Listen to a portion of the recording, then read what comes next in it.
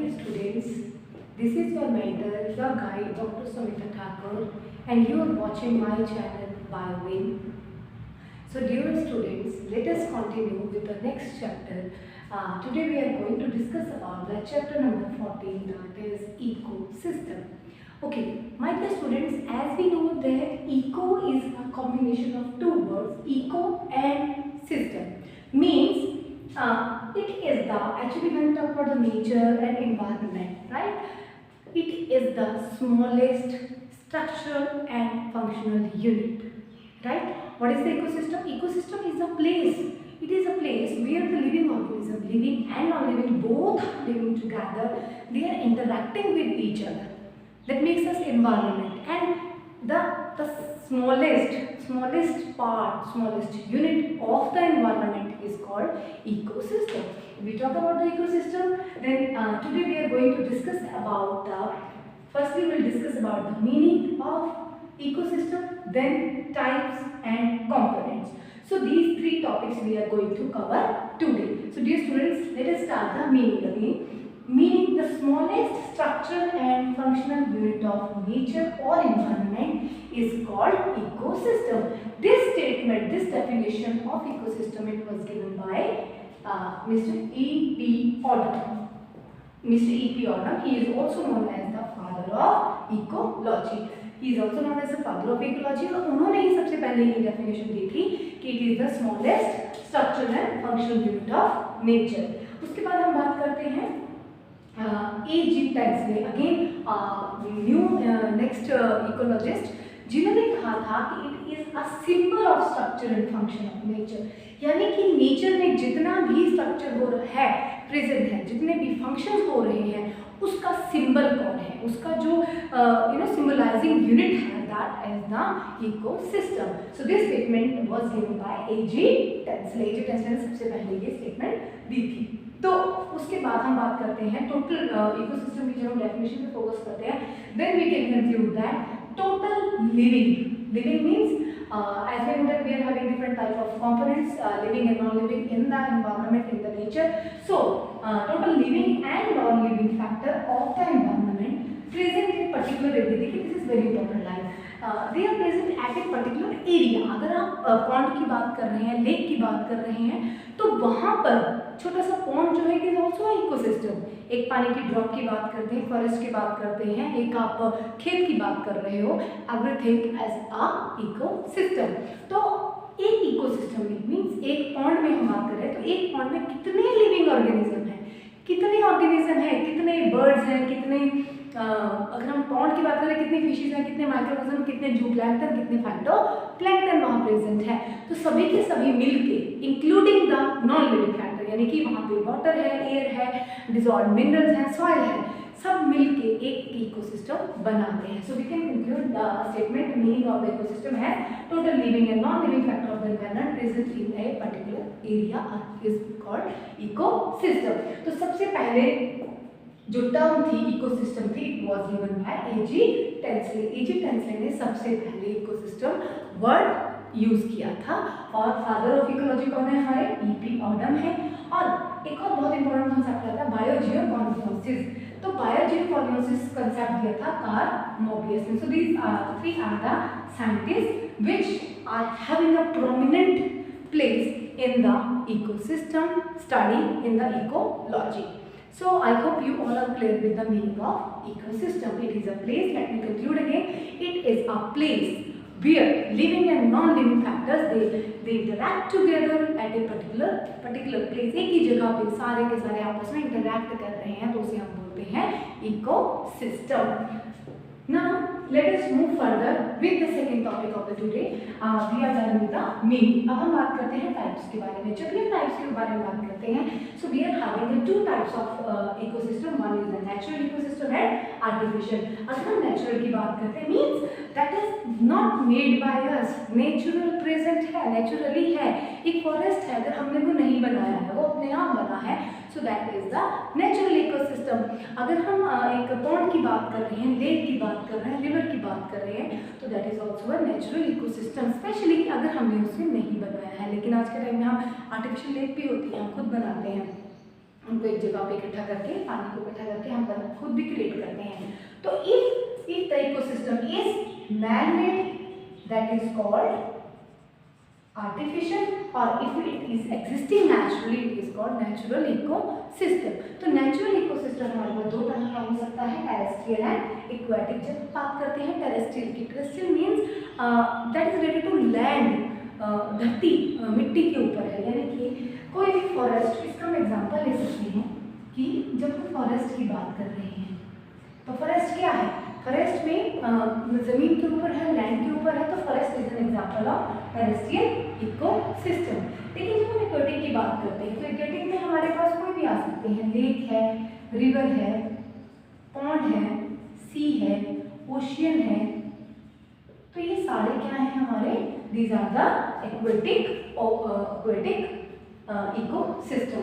Aquatic ecosystem को हम दो पार्ट में बांटते हैं, एक होता है हमारा लैंटिक इकोसिस्टम। लैंटिक में क्या, देखिए यहाँ पे बहुत इंपॉर्टेंट चीज आ रही है, लैंटिक इकोसिस्टम।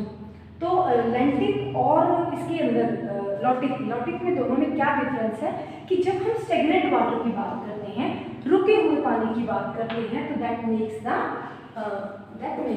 लैंटिक इकोसिस्टम, यानी कि इसमें हम बात कर रहे हैं स्टेगनेंट वाटर की। स्टेगनेंट वाटर का मतलब होता है रुका हुआ पानी। तो रुका हुआ पानी कहाँ हो सकता है हमारा, it can be in the pond और लेक, राइट। कोई भी ऐसा पॉन्ड और लेक जो है ये हमारे आते हैं लैंटिक इकोसिस्टम बनाते हैं हमारा। लेकिन अगर हम बात करते हैं रनिंग वाटर की, बहते हुए पानी की, रनिंग वाटर की जब हम बात करते हैं तो हमारा इसमें एग्जांपल आ जाता है रिवर का, रिवर आ सकता है, सी या ओशन की हम बात करते हैं लैंटिक इकोसिस्टम में। तो इस तरह से हम बोल सकते हैं कि on the basis of the involvement of the living organism, कि लिविंग ऑर्गेनिज्म का कितना इन्वॉल्वमेंट है उसमें, उसके बेस के ऊपर जो इकोसिस्टम है वो दो तरह का होता है। One is the natural ecosystem and second one is the artificial ecosystem, यानी कि जो हमने बनाया नहीं है वो नेचुरल है, जो हमने खुद क्रिएट किया है, मैन मेड है, उसे हम बोलते हैं artificial ecosystem. So this is all about the types on the basis of the human involvement.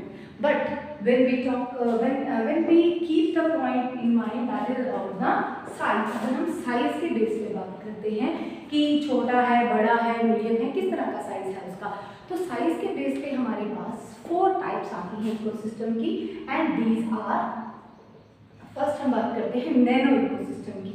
Nano का मतलब होता है नैनो साइज। देखिए नैनो वर्ड आ रहा है, नैनो का मतलब होता है 10⁻⁹, मतलब इतना छोटा है वो, 10⁻⁻⁹ साइज तक जाते हैं हम।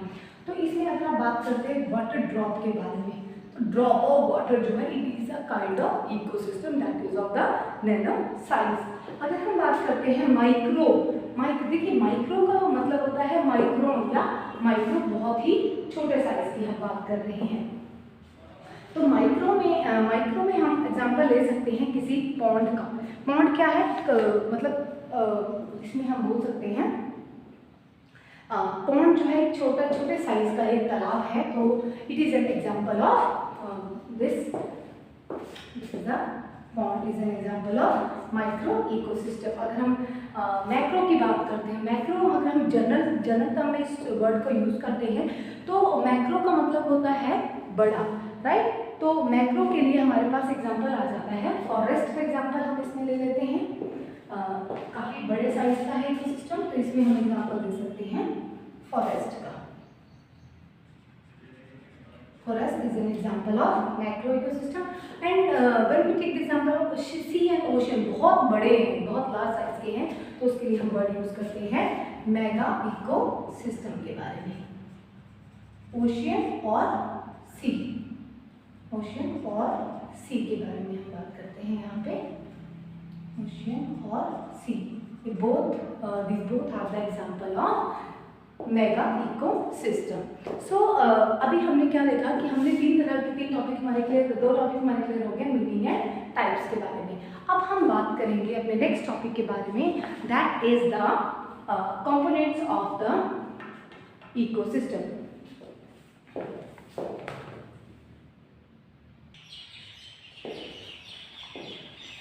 Okay, so now we are going to talk about the components of the ecosystem. As we know that we are having different type of components in the ecosystem. These are one is the biotic components and second one is the abiotic components. Means the living organism that makes the biotic, it forms the biotic component of the ecosystem and the non-living like land, temperature, air, humidity, water. These are the abiotic factor of the ecosystem. Okay. When we talk about the biotic factors, so biotic factors में हमारे पास different categories आती हैं. One is the producers. Okay. First हम बात करेंगे producer के बारे में. तो प्रोड्यूसर देखिए जो प्रोड्यूस कर रहा है, the organism which produce the food, which synthesize the food. So यहाँ पे हमारे पास सबसे इन्हें हम प्रोड्यूसर को कन्वर्टर भी कहते हैं या ट्रांसड्यूसर्स भी बोलते हैं. इन्हें हम ट्रांसड्यूसर्स और converters means they convert what they convert the sun's light energy, they convert the light energy into the chemical energy. It includes the plants. Plants क्या करते हैं? They prepare their own food with the help of solar energy, water and CO2. So they take up the raw material from the environment and they synthesize the food in their own body. तो plants को हम बोलते हैं producer, यानी कि biotic factor में वो organism जो कि फूड बना रहे हैं और ट्रॉफ्स हैं उन्हें हम बोलते हैं producers. So they form the lower level और द ट्रॉफिक लेवल में सबसे लो लेवल पे आते हैं, उन्हें हम प्रोड्यूसर्स कहते हैं. अगर हम अभी हम पढ़ेंगे बाद में इसके बारे में भी. अगर हम डिफरेंट ट्रॉफिक लेवल की अगर हम बात करते हैं तो सबसे नीचे हमारे प्रोड्यूसर्स आते हैं. प्रोड्यूसर मतलब जो प्रोड्यूस कर रहे हैं, प्लांट्स आते हैं. Then we are having the consumer. देखिए कंज्यूमर जो कंज्यूम कर रहा है means they are dependent upon the plants. तो कंज्यूमर में हमारे पास देखिए तीन तरह के आते हैं. एक आते हैं प्राइमरी कंज्यूमर, सेकंड है secondary and then top consumer.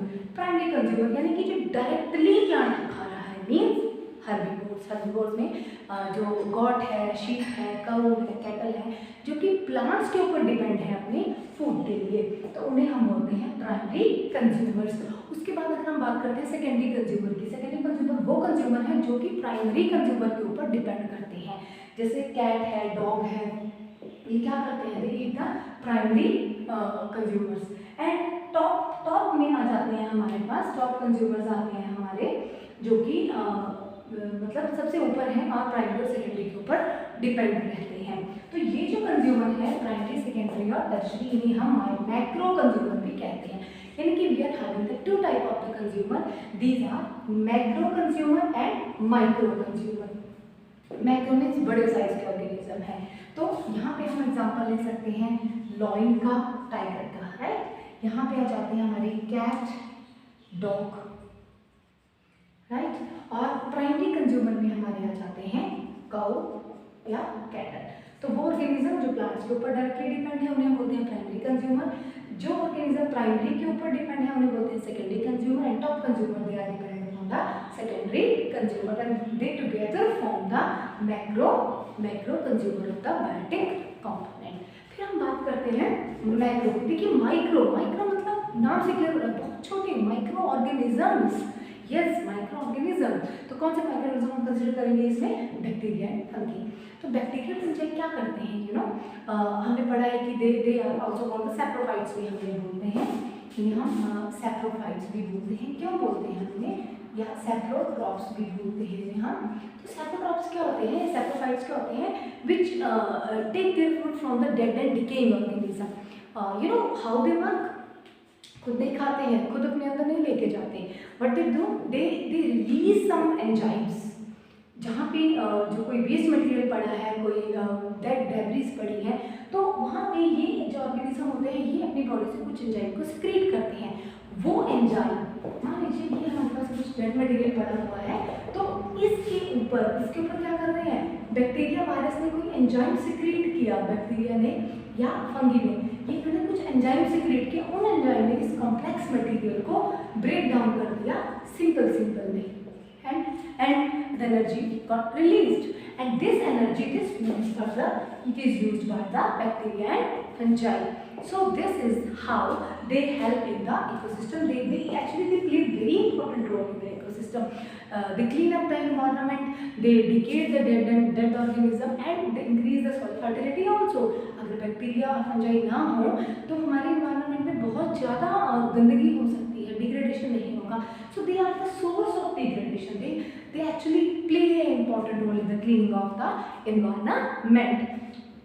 So this is all about the components of the ecosystem. So dear students, in today's class what we discussed about the meaning, then types and components of the ecosystem. Let me recapitulate.